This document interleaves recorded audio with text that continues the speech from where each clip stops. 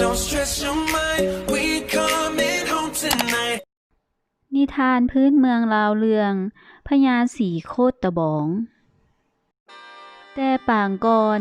ยังมีเด็กน้อยคนหนึ่งชื่อว่าท้าวสีโคตรเลาเป็นเด็กน้อยที่แปลกประหลาดหลายเลากินข้าวคนเดียวหมด7 ไหจึงอิ่มพ่อและแม่ของลาวเลี้ยงบ่ไหวจึงได้เอาไปฝากไว้ให้กับย่าพ่อที่วัด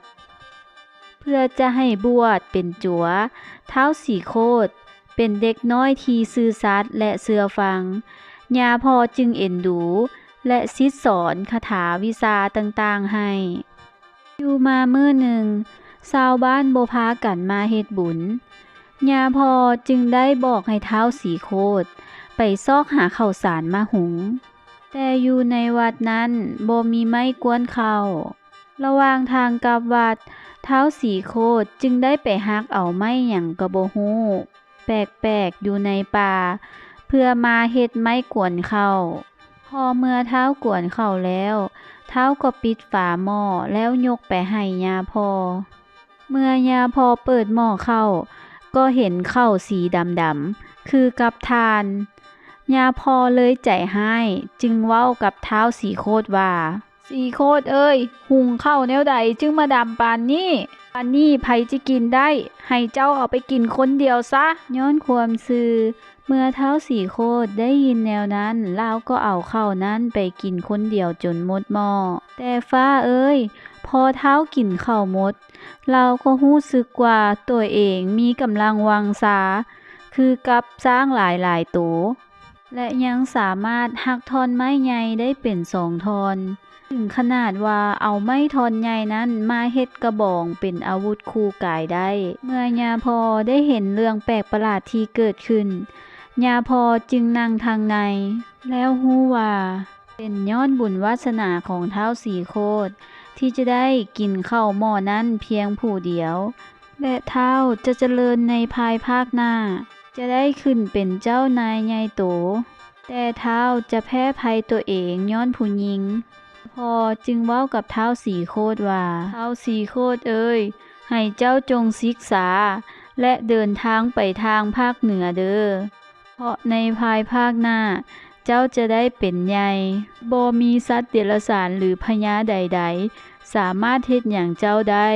แต่เจ้าจงจื้อจำไว้เด้อว่าจุดอ่อนของเจ้าแม่นหูทวาร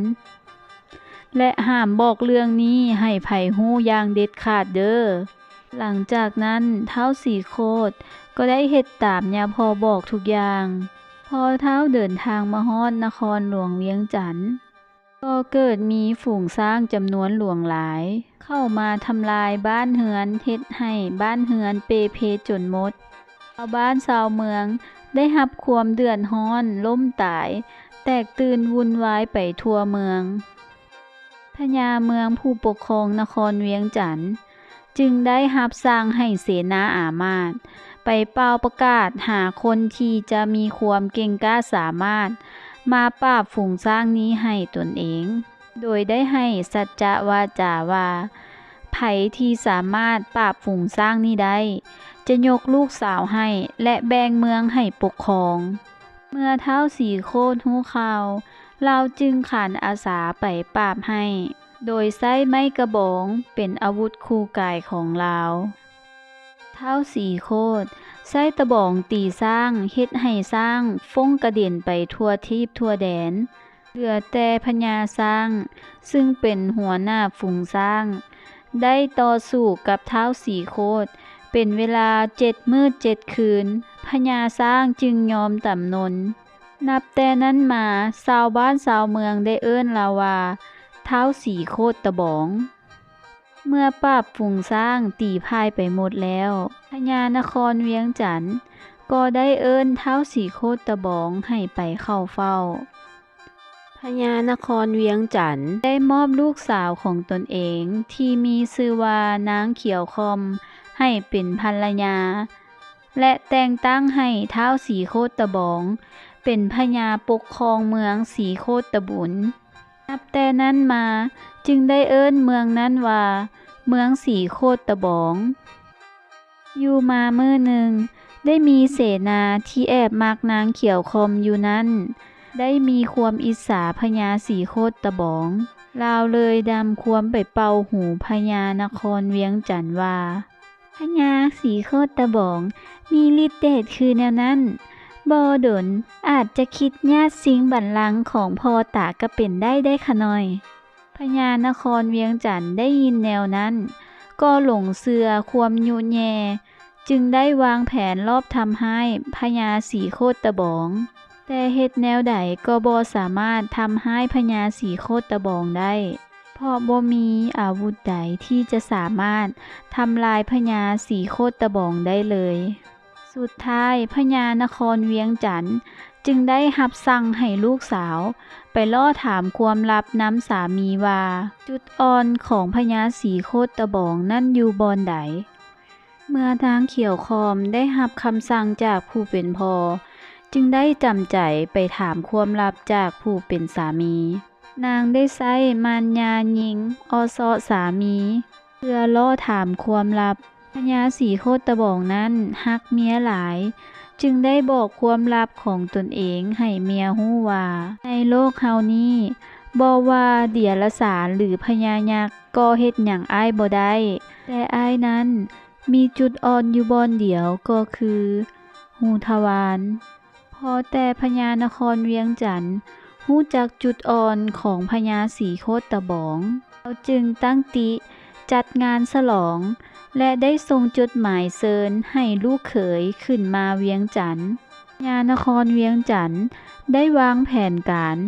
จัดห้องพักให้โดยเฉพาะและได้ห้ามกับดักหอกแหลมไว้หลุมทายเมื่อพญาสีโคตบองไปทายก็ได้มีหอกแหลมพุ่งเข้าหูทวารของพญาสีโคตบองจนเฮ็ดให้พระองค์สิ้นพระชนม์เมื่อพญาสีโคตบองได้สิ้นพระชนม์แล้วพ่อตาได้นำหางไปลองแพลงไปยังเมืองสีโคตบองพอชาวเมืองเห็นแนวนั้นก็พากันตกใจแตกตื่นกับเหตุการณ์ที่เกิดขึ้นในครั้งนี้ชาวเมืองสีโคตบองได้พากันร้องไห้และจัดพิธีงานศพให้พญาสีโคตบอง7 มื้อ 7 คืนทั้งคิดอาลัยอาวรณ์พญาสีโคตบองที่เป็นคนดีปกครองบ้านเมืองด้วยความยุติธรรมฉะนั้นจึงเป็นตำนานที่เล่าขานกันสืบต่อมาและถือว่านิทานพื้นเมืองเรื่องนี้เป็นนิทานประจำเมืองสีโคตบองจนถึงปัจจุบันนี้